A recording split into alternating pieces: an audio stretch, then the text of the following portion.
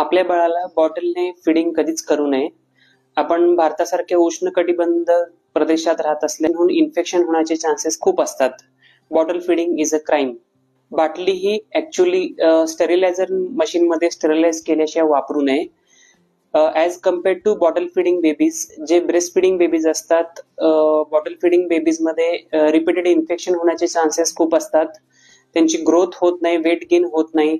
Respiratory infection जसे की cold, कफ, fever होण्याचे चान्सेस खूप जास्त राहतात आणि रिपीटेड इन्फेक्शन्स होतात. तसेच या बाळामध्ये जुलाब, ज्याला डायरिया म्हणतो आपण, ते पण खूप जास्त प्रमाणात होतं. बॉटल फिडिंग बेबीज मध्ये रोगप्रतिकार क्षमता खूप कमी राहते, इम्युनिटी पॉवर खूप कमी असते. आईचे दूध हे अमृत आहे. आईचे दूध पाजणे शक्य नसल्यास वरचे दूध हे वाटी चमच्याने पाजावे, पण बॉटल फिडिंग कधीही करू नये. योग्य उपचारासाठी व माहितीसाठी आपल्या पेडियाट्रिशियनचा सल्ला घ्यावा.